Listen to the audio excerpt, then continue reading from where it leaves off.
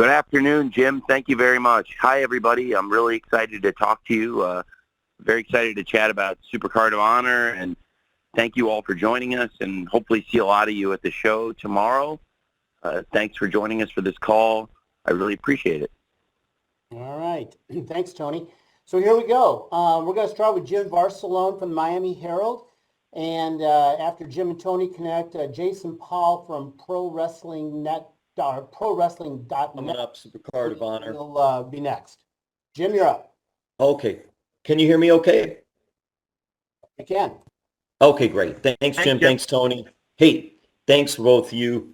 I know I want to talk about Supercard of Honor, Dalton Castle, incredible talent, but obviously I've got to ask just your thoughts of the CM Punk interview. I mean, one comment he made, he said you were a nice guy and not a boss. And I know you had the strong relationship with him, and I'm just curious if there's anything you could share just about your thoughts, if not the interview, just about CM Punk and this whole situation and just navigating through all this now. I know Adam Copeland had a really big, good speech last night on Dynamite, but I have to ask you just about all that. No, I'd prefer not to talk about that. I think I'd really rather focus on the card and Supercard of Honor, but thanks for asking. I think I do appreciate you asking, and there's plenty of interesting things we could talk about here. Is there anything else you'd want to talk about, Jim?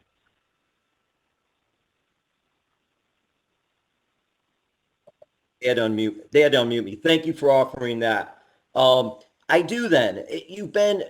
AEW's been growing. You guys have had some big moments, some really successful moments. You got Ring of Honor on board, and you also have some challenging moments. I'm curious, what have you learned about pro wrestling, the pro wrestling business, now that you're behind the curtain instead of in front of it? And thank you.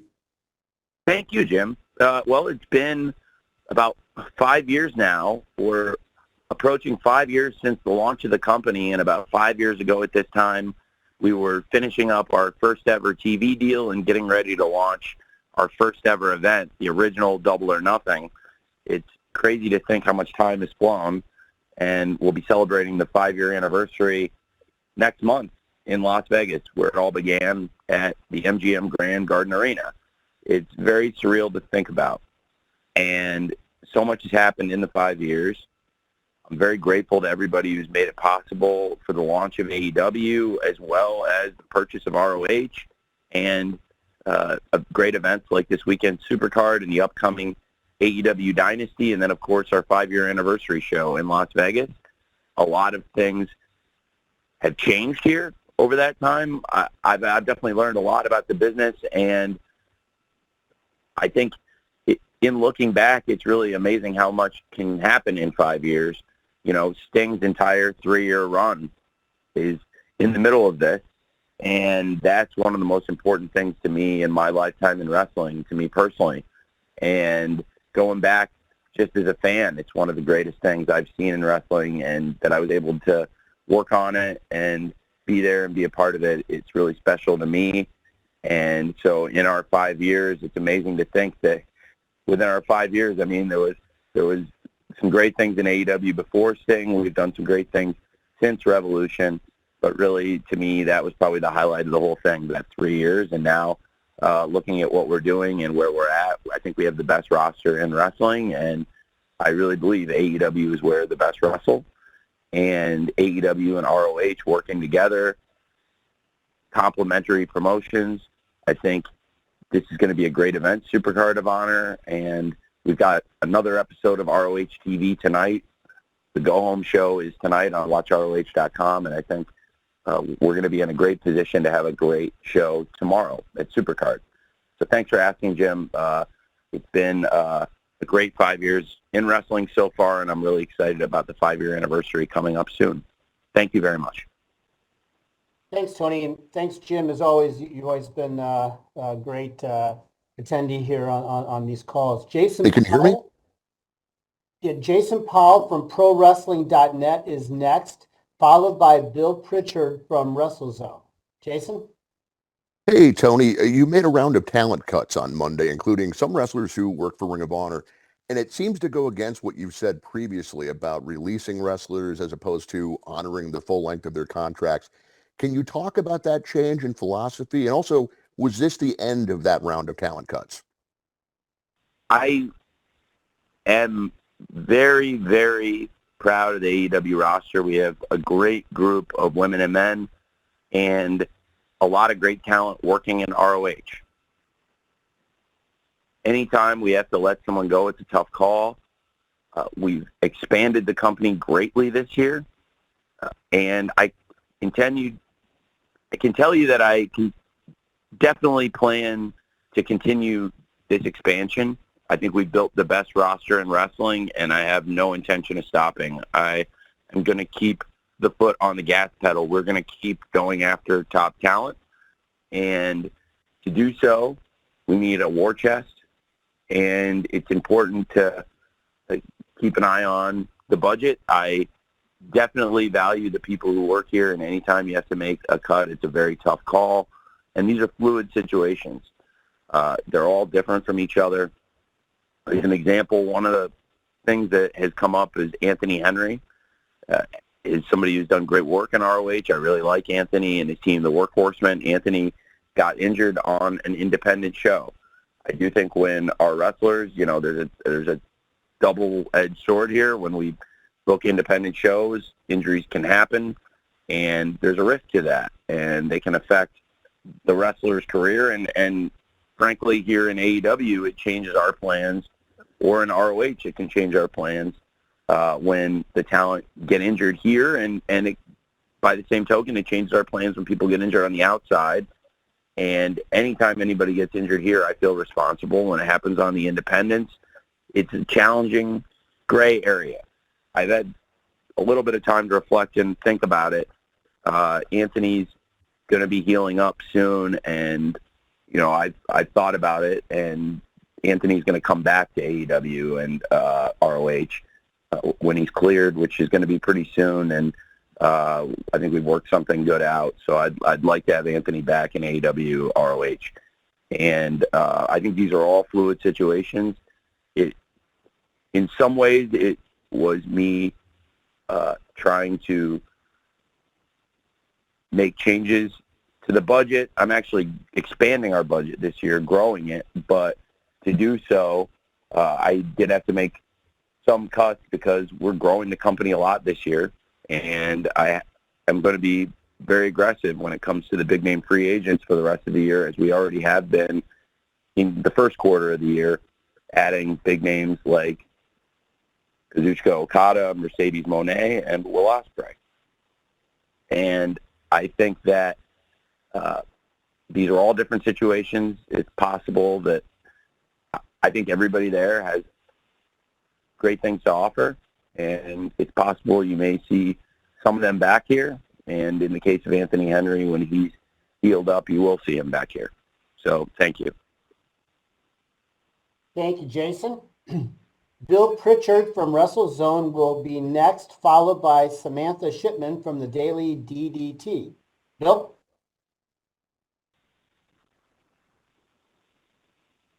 Hello? You're good, Bill. Oh, okay. Hey, Tony, how you doing? Very well. Thank you very much. How are you? I'm doing good. So I know you just addressed all the different cuts being fluid, but specifically wanted to ask about the boys being cut, because they were involved in one of the top storylines on Ring of Honor TV, and just wanted to see if you could expand on what happened with them, or how you're dealing with potential changes to that storyline moving forward. These are all very different situations. I think Dalton and Johnny have been very creative. I really enjoyed Dalton and Johnny working together, and this came at a time after Dalton had lost custody of the boys on ROH TV. The rivalry between Dalton and Johnny has been tremendous, and I'm really looking forward to the fight without honor. To be honest, I really like these calls. I like talking to you, and when I can be honest, I'll be honest. They didn't show up for work on more than one occasion, and it's not acceptable. And I think the whole locker room knew about it, and you can't do that. And that's it. And that's why I had to make a tough call. Thank you, Bill. Thanks. Samantha Shipman from the Daily DDT will be next, followed by Amy Nemedy from WrestleJoy. Samantha.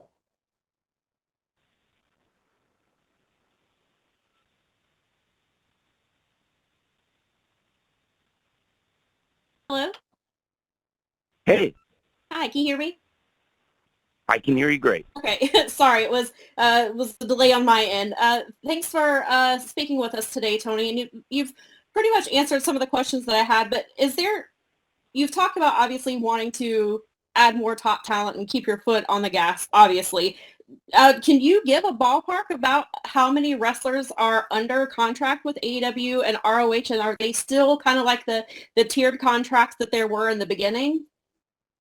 We have a very deep roster, and it is similar where there are people on largely weekly deals. There are some people that are on per appearance deals, and it has, I think, it's fair to say when we added ROH, we added more talent, and adding Collision, when we expanded to AEW television from 3 hours a week to 5 hours a week, we wanted to grow the roster, and I'm very excited about the potential for where we'll be at the end of 2024. I can already feel, it's funny, I wasn't expecting a blizzard in April, but that's what we got last night in New England, and it was pretty scenic and lovely, and it's not exactly reminding me of spring weather, but it's funny because I feel like I could look out the window at the snow and already be thinking about the holiday season. We're, over 8 months away from Christmas and the Continental Classic and the holiday season, but I'm very excited to see where we end up, and I think we'll have a great chance to expand the roster. I think there'll be great men and women out there the rest of the year, and we want to continue being aggressive and building the best roster we can, and I'm very excited about it. And I really believe AEW is where the best wrestle is very true, and I think we have the best roster in pro wrestling right now. Thank you. Thank you very much, Samantha. Amy Nemedy from WrestleJoy is next, and I'm going to follow that with a write-in question from Arunava Ghoshal from Sportskeeda. Amy. About the Supercard of Honor show itself. So I'm looking at where it's taking place in Philadelphia, and I think it's worth noting that this is where Ring of Honor itself was founded initially 22 years ago. And when I look at this card and I see Mark Briscoe and I see Athena and I see, both the World Television Championship and I see the inaugural Women's Television Championship, it really does a good job of showing what Ring of Honor is now. And I think that's really poignant in and of itself. Another anniversary, though, comes with one of those matches, which is Athena and Hikaru Shida. Athena is 48-0, undefeated in Ring of Honor singles matches since she became ROH Women's World Champion in December of 2022. Hikaru Shida is, of course, a three-time Women's World Champion with AEW, warrior with a kendo stick, and the only woman thus far to sort of break that confidence of Athena, who has shaped this new era of Ring of Honor around her. They have met one time in singles matches 10 years ago in Shimmer, where Shida defeated Athena. I'd like you to talk about Athena in Ring of Honor and how she's sort of built the women's division around her, how that's taken off with her at the helm, and the stakes of this match heading into it. Thank you so much. Thank you. Wow. Well, I was just talking about the holiday season, going back a few years to Christmas 2022. It's been a long time. Athena's been the world champion in ROH, and Athena's just a tremendous champion, and I think the things we've done in ROH have been tremendous. I look back to last summer. I have very fond memories working with Athena and Billy and developing the Minion story that has become such a huge part of ROH and has become so closely identified with Athena and Billy Starks and Lexi Nair, who all do such a fantastic job on ROH TV. I really like working with Athena and Billy and Lexi. So it's very fitting that we have these great championship matches, and you have Athena and Billy both competing in big championship matches. I think Athena versus Shida is a great world championship match, and I think Billy Starks versus Queen Aminata is a great world television championship match. And as for what you said about this is a great example of what ROH product is and why people should be excited about it, I think that's a tremendous point. And I'm very pleased with what we built in ROH over the last few years. This represents 2 years since I took over the company. And in that time, most of that time, Athena has been the champion and a dominant champion. She had so many great matches along the way.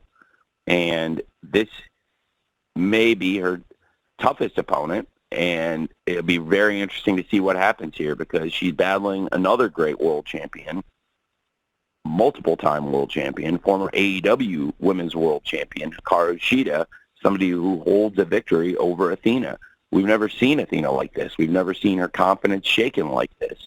Athena is probably one of the strongest personalities, one of the boldest and most confident people in ROH. And to see that Hikaru Shida has cracked that stony exterior and that Athena seems to really be sweating this match, it's very, very interesting. And it's been really great to see.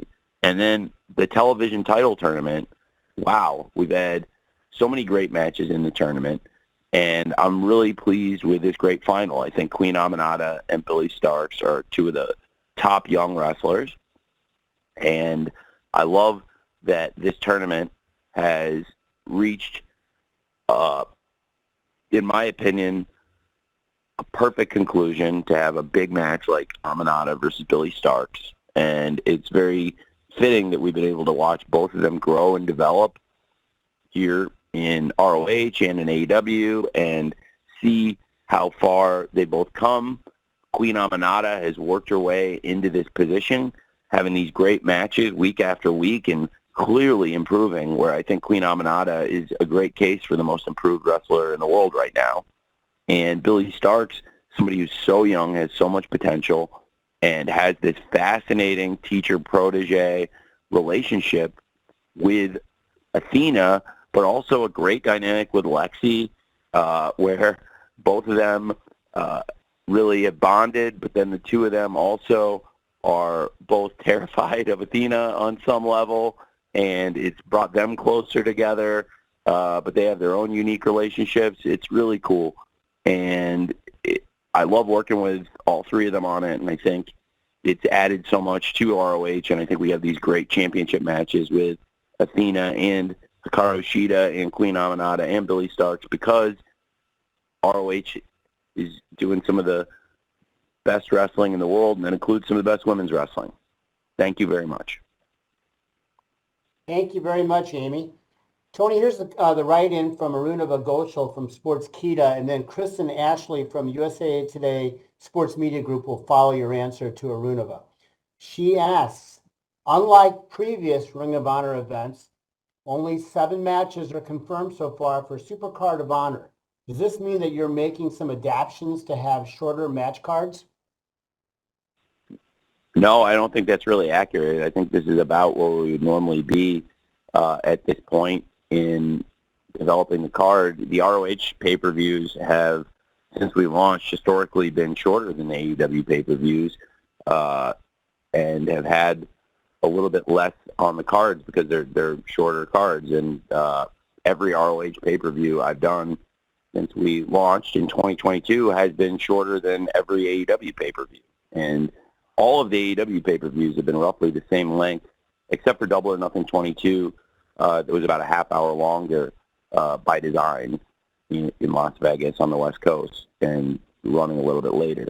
And this is very consistent with where we've been for the cards. I still have planning to announce more things. We have a go-home television show tonight and the 0 hour, but I think the length of the card and the size of the card is pretty consistent with what we've done in ROH and where we've been when we do these ROH media calls. I would venture to guess that's probably roughly the exact number or plus or minus one of where we've been almost every single one of these ROH media calls that we've done together. So thank you. All right. Thank you, Runava. Kristen Ashley from USA Today's Sports Media Group is next. Kristen will be followed by Rich Fan from PW Torch. Kristen?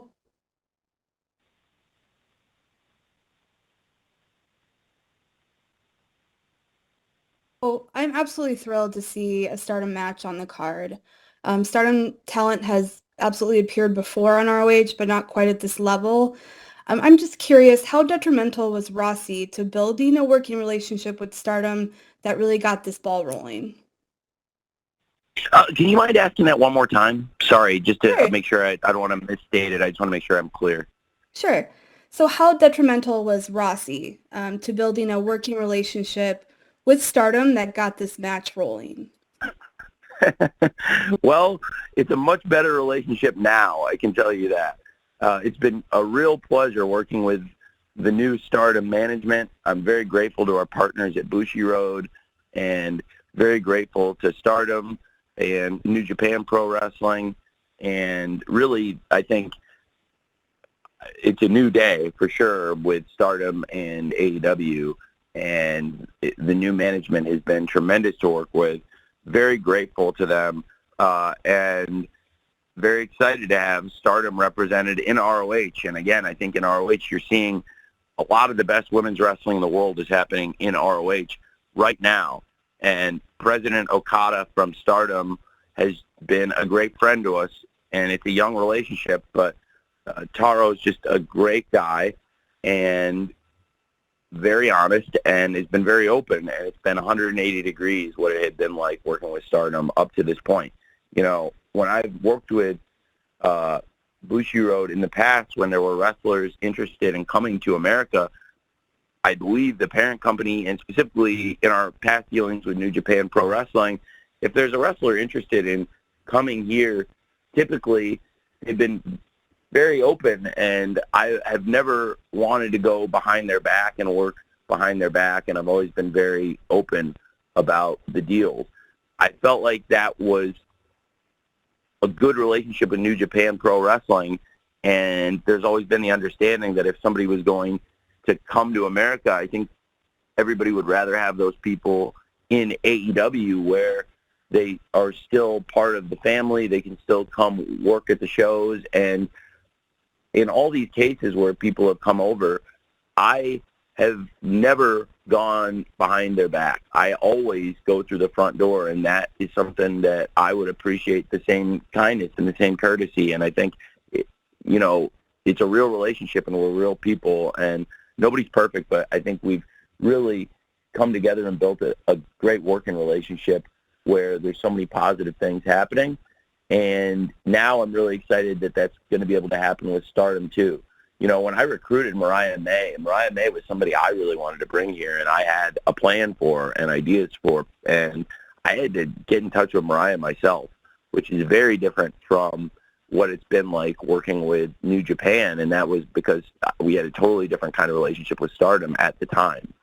And now here we are, and Stardom is sending great talent over, working with us. They want to partner with us. It's a very new day and a different time, and it's great working with Stardom. And President Okada at Stardom has been an awesome partner for us, and I'm very grateful to him, and I'm very glad that they made the changes they made. Thank you very much, Kristen. Rich Fan from PW Torch is next, followed by Corey Sharber from WHYY in Philadelphia. Rich?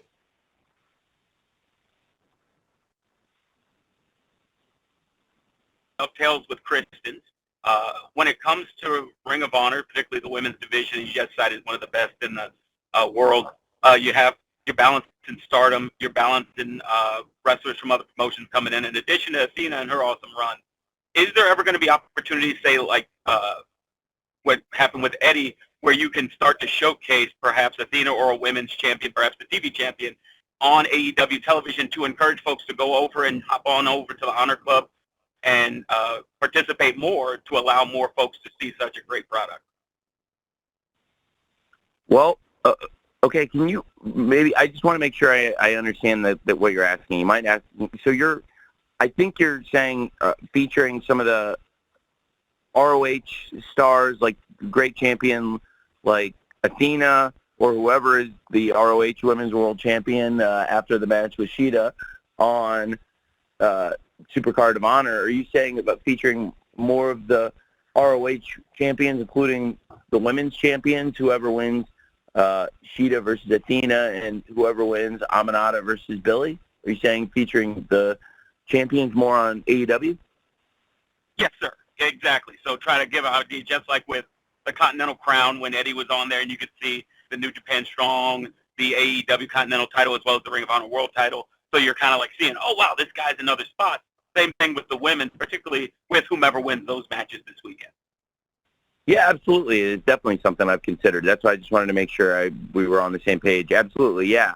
It's something I have thought about, and, I think we've kept the ROH show very strong, and for a lot of people, it's a must-see show every Thursday, in large part because of the great women's wrestling we're featuring, and it's one of the highlights of the show, and absolutely the top champions and the top stars in ROH are absolutely capable of wrestling in AEW, and at times I think there's good opportunities for that.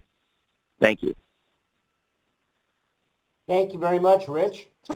Corey Sharber from WHYY in Philadelphia is next, followed by Jeremy Lambert from Fightful. Corey?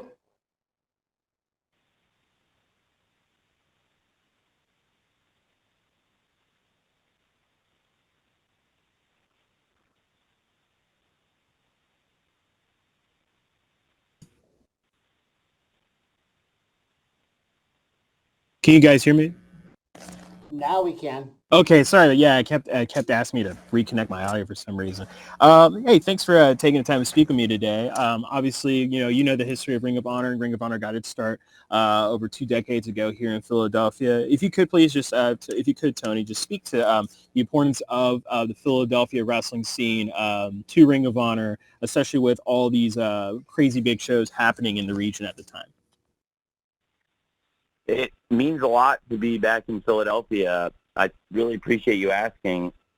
One of the first trips I think I ever took with my dad that wasn't like a family trip was to Philadelphia.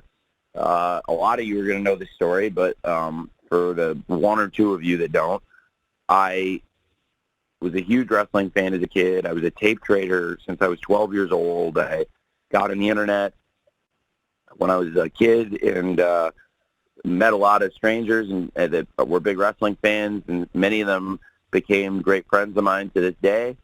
And I had a dream to go to Philadelphia and see ECW. And I was, at the time, testing to get into the University of Illinois Laboratory High School, which is the #1 academic high school in the country. And it's a public school, and you just have to test to get in. And I did very well on the test, but I didn't want to go to the school, and I was told if I could just prove I could get into the school, that would be something special I could hang my hat on. But it was a bit of a bait and switch, because then when I scored in the 99.9th percentile on the SSAT examination that they used to grade the applicants, my parents basically made me accept my admission and made me go there. And since they'd pulled a bait and switch on me to remedy it, they offered pretty much any one-time thing I wanted. What one thing would I want in exchange for them forcing me to go to a school that ended up really changing my life much for the better and being a great experience. So it turned out to be a win-win.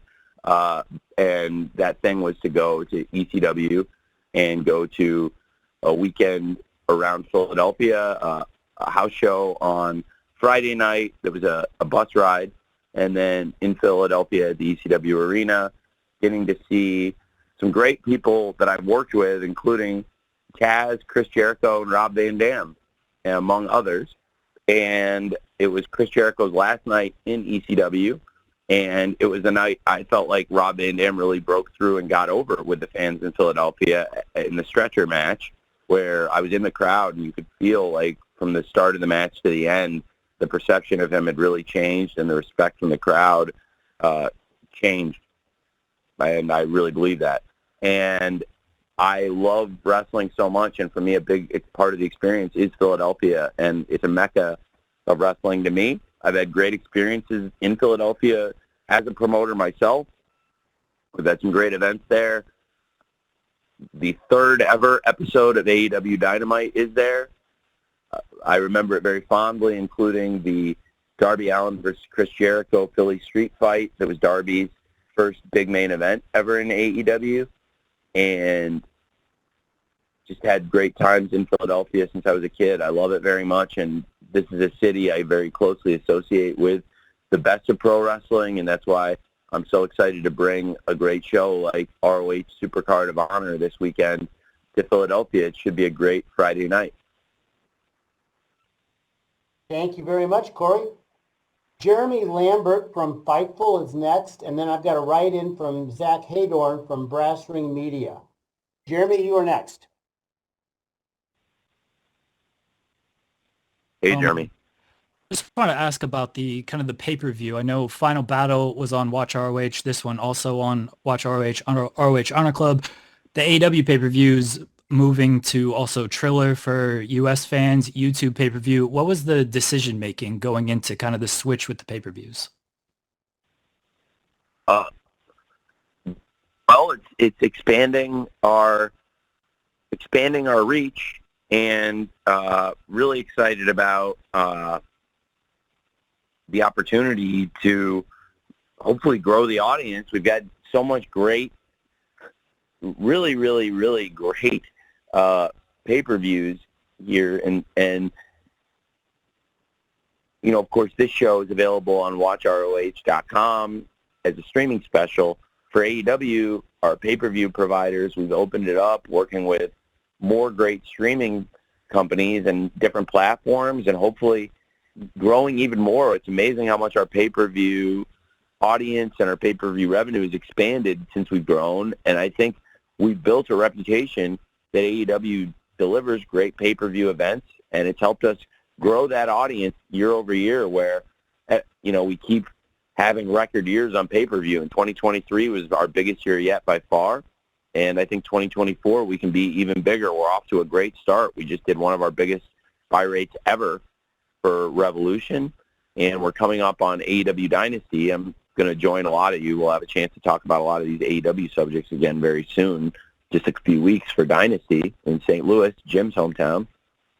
And I do think something we've done really well is building a great, consistent pay-per-view audience that's grown, and we've expanded the calendar, and they've followed. And we've added new events, and this year adding AEW Dynasty, and the tickets selling great in St. Louis, and the pay-per-view has great demand, and people are really excited for this show. Got a great card, and like I said, I'll be with all of you talking about Dynasty very soon, and very excited about Supercard of Honor, which again, it's a very different delivery method here, and we've been able to grow that streaming service. WatchROH.com subscription this past year has grown to be bigger than ever. We have more streaming subscribers on ROH than ever before in the history of the company. So this is the peak of ROH streaming, which is really saying something, I think, and very cool to be able to acquire the company, change it, and I'm very proud of where we are, and I think we've built a great product in ROH and really should be a great show tomorrow night at Supercard of Honor in Philadelphia. Thank you, Jeremy. Thanks.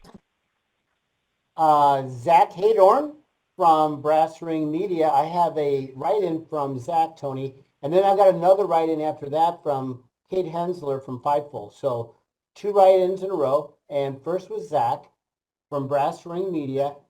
Has there been any movement on a potential Ring of Honor only television or streaming deal?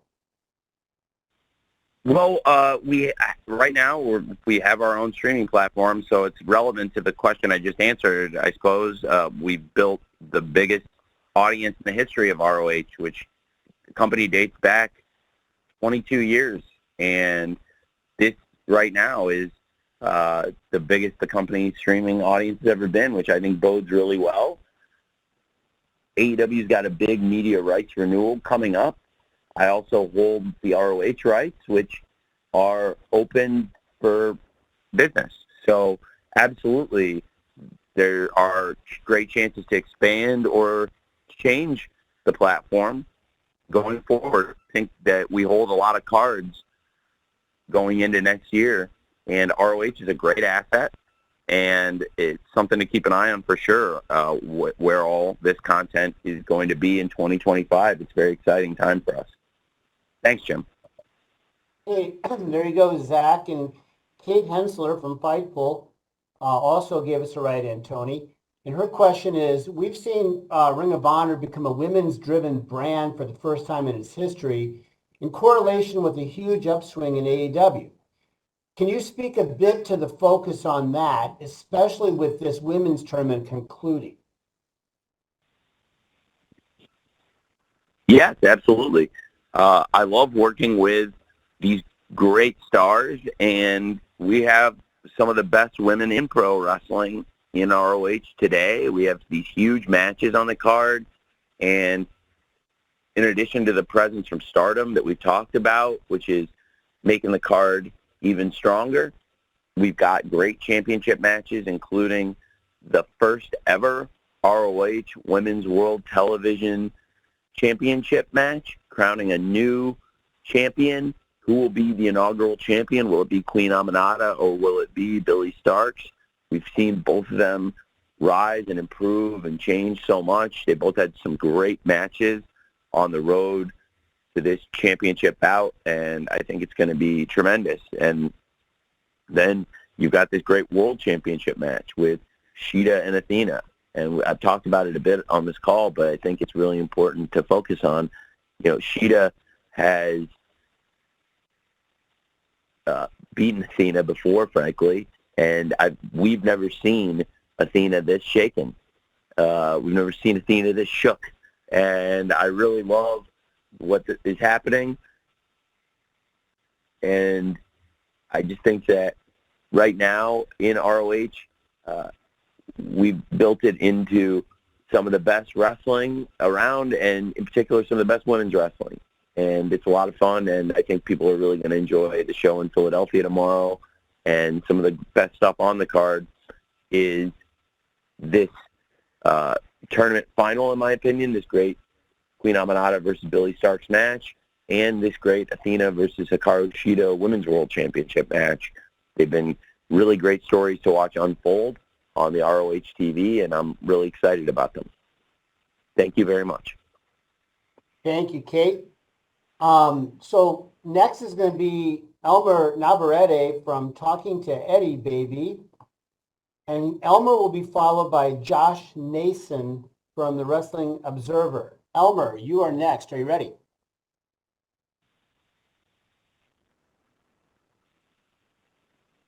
For Eddie Baby, representing the Talking to Eddie Baby. So, as we talked about how much the women's division has grown, not only in AEW, but in ROH, because again, as we know, since establishing in the beginning, ROH, Ring of Honor, was mainly male-dominated, but now the women are, in my opinion, are taking over, and you've just been putting over the women throughout this whole call, so I just want to give a big shout-out for that. Thank you very much. I really appreciate it. Thank you. I think that's great. Do you have a question? Oh, I mean, like I said, it's just all about the women. I mean, I've been answering them throughout the whole day. I mean, we could talk about the main event with Eddie Kingston and Mark Briscoe. I mean, Mark Briscoe, he could potentially become the first, not the first, but like a Triple Crown Grand Slam champion for ROH, because that's the only belt that's missing in his catalog. And with his legacy being grown, especially as the tag team champion, do you see that possibility being happening? Well, I'm really glad you asked. Thanks for asking about Mark Briscoe and Eddie Kingston. It's something that's important to both men, this match and this championship. You know, it's the 11-year anniversary of Jay Briscoe winning the ROH World Championship.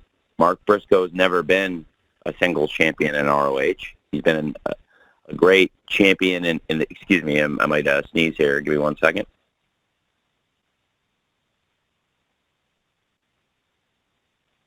Excuse me.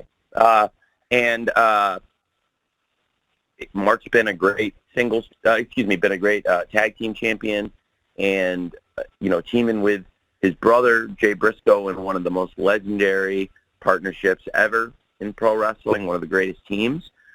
And I'm really grateful that you did bring it up. If nobody had asked, I was certainly going to expound on this in my closing remarks, so thank you. This is the 2-year anniversary of my time owning ROH. Like I said, it's the 11-year anniversary of Jay Briscoe's title win. And this is the 2-year anniversary of when I acquired ROH. And that's also how I acquired the Briscoes contracts and first met the Briscoes. I've been interested in the Briscoes for a long time, and I think it's pretty well documented. I was not able to bring them onto AEW TV, but I really liked them, and when I acquired ROH, the promotion, they were top team in ROH. And going into Supercard of Honor, which is where I took over, we had positioned it working with ROH as part of AEW, working with other promotions. We had kind of set up a potential Briscoes versus FTR, ROH versus AEW match. And then when I acquired the promotion, I followed through on this as a match in ROH. And the first time I got to work with Mark and Jay, and I really, really liked them personally and clicked with them right away. And I went from wanting them in AEW to really, really wanting them in AEW. And I really pushed several times very hard, and even brought them to some of the AEW shows thinking that it was going to work and feeling like pretty confident. And I never was able to push it through. And the experiences I had working with them in ROH made me feel so strongly about how great the Briscoes were, and that they would be so additive, and that they're great, great people. And so it was 2 years ago this weekend that I first met Mark and Jay. And it's been just over a year since Jay passed, and I think about it every day. I keep a few different photos of Jay in my wallet, so I really do think about it every day because I see him every day at least a few times. And I think about Mark all the time and his great family. And they're some of the most wonderful people I've ever met. They have a wonderful home. It's amazing to see how they are the kings and queens of their hometown, and how that part of Delaware, how they really rule the roost. And Philadelphia is in their backyard, essentially. So a short drive from where they live, and they have so much history there, the Briscoes. It's a great friendship between Eddie Kingston and the Briscoe family there. Eddie was one of the people that was there with me at Jay Briscoe's funeral, and he's somebody that I can tell has so much love for the Briscoe family, for Jay and for Mark Briscoe. And I think our whole locker room really has so much respect for Mark. And it was Eddie who came in a way that only Eddie can, where I was in the middle of a production meeting and I had a bunch of people, coaches, production staff, people working on the floor, people working on the truck, all kinds of different people in the backstage in my office, and there's like 17 people in there, and we're going over notes.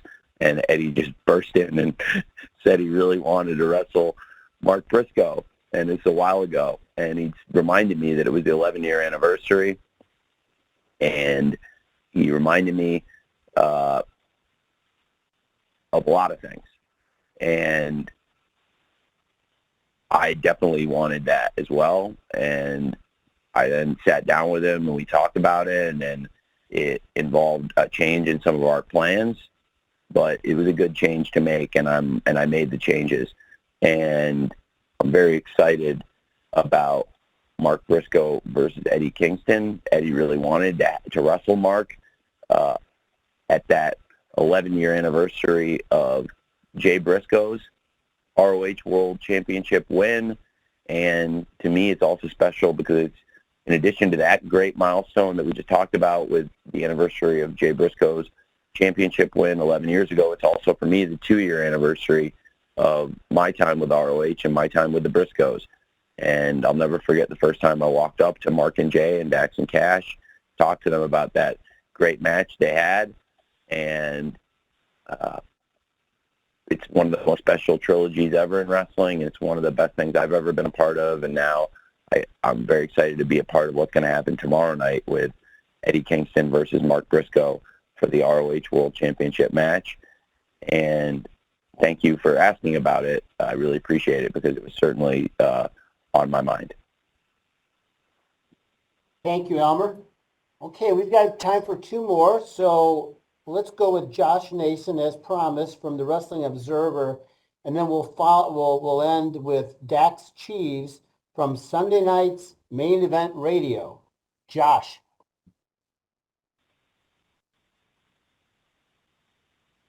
It is ROH adjacent. What is the exact date when the exclusive negotiating window for your AEW TV rights with WBD is up? I am not sure that I'm able to answer that question, and I don't want to endanger everybody who works here or get anybody in trouble. So I'm not sure I can say, but it's coming up soon. So, I probably shouldn't say the exact date, but I do appreciate you asking that. It would probably be beneficial to me, but I probably shouldn't say the exact date. But I will say I think I can say it's coming up pretty soon here. Thank you. Okay, thanks, Josh. Finally, Dax Cheese from Sunday night's Main Event Radio. Dax.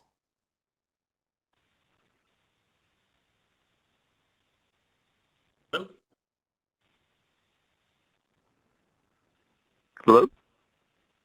Hello? Dax, we're good. Hey, guys. I can hear you. Oh, okay. Can you hear us? Yeah, I can hear you now. Tony, pleasure Great. to get the chance to talk to you. First, as a fellow Philadelphian, thank you for keeping Ring of Honor alive. Thank you. I really appreciate that. Definitely It's been great. It's been a great experience. Thank you. I really appreciate that. Yeah, you're talking to somebody who's been there as much since the days of the Murphy Rec Center, so I cherish this promotion very much, so thank you for that. My question, during the early years of Ring of Honor, or ROH's Supercard of Honor, it's been known to be an event that really actually outshined WrestleMania in some years when it came to match card quality. It's even safe to say ROH is responsible for WrestleMania weekend and how elaborate it is right now. Because of what their methods was to, challenge them every single time. In this stage, do you feel the pressure with trying to be the best in show of this weekend, or do you have a different mindset going in? I always want to be the best wrestling show of any given day, week, time slot, any opportunity we get, and I think we're going to offer some of the very best in wrestling at ROH Supercard tomorrow night. I think it's going to be a great event. I'm really excited for it. And I think we've set a high standard. With Supercard of Honor in Dallas was a tremendous show with great moments like that first ever FTR Briscoes match and the arrival of Samoa Joe, who's now the AEW World Champion. That event, the impact, the results, the things that happened that night at Supercard of Honor 22, that's still being felt in the wrestling business today. Then you had Supercard last year in Los Angeles. What a great event. So many great things on the card. Great moments. Great moment for the wrestler, Katsuyori Shibata. Great matches. Top to bottom, Eddie Kingston Claudio was tremendous. Another great win for Athena on her run. And so many great things I could say about these past two Supercard of Honors, yet I'm maybe I think this third one, my 2-year anniversary here coming up, and Supercard tomorrow night, I think I'm looking forward to this one the most of all.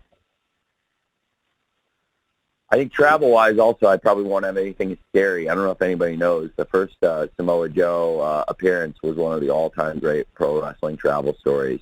Big shout-out to the pilots that made that happen. I got them AEW World Championship belts, and it's very appropriate, Samoa Joe being the AEW World Champion now as well. But I had gotten these championship belts for the pilots that made it happen, that got Samoa Joe to Supercard of Honor, because it's an all-time story, and they deadheaded to pick him up when commercial airlines did not fly as expected. And Samoa Joe also drove out of the way to a very small town, it would be fair to say, basically in the middle of nowhere, to a very small, remote airport that was the only airport that they could fly in or out of because of a ridiculous set of circumstances. Yet here we are, and that event came off, and I don't think we'll have anything quite that scary tomorrow, hopefully, and very excited about Supercard tomorrow. Okay, thanks, Dax, and thanks, everyone. We're now at the end of our time. It's always the fastest hour in wrestling. But, Tony, if you have any closing thoughts, share them here now. Well, thank you, Jim. I think we're competing with Rampage for the fastest hour in wrestling here on these calls, but I really enjoy them, and I enjoy Rampage, and I enjoy visiting with all of you and with you, Jim. I really appreciate you all doing this. Thank you to everybody covering the show. Hopefully I'll see some of you in the scrum tomorrow night after. And I always really appreciate all of you who come to these events, cover these events. And if you aren't able to join us, I appreciate all of you join us on the phone. It wouldn't be possible to produce Wrestling Weekly without the great coverage we get from all of you. It's really important, and I don't take it for granted. I really appreciate all of you. Thank you for what you do, and hopefully I'll see some of you in person. And if I don't see you in person here, maybe get to catch up with you on the Dynasty all-media call or the scrum afterwards, which will be fun for Jim, because then Jim gets to go sleep in his own bed after hanging out at the scrum. So that'll be a good time in St. Louis. And thank you for hosting this, Jim. I appreciate it. This has been really fun, and look forward to seeing all of you tomorrow.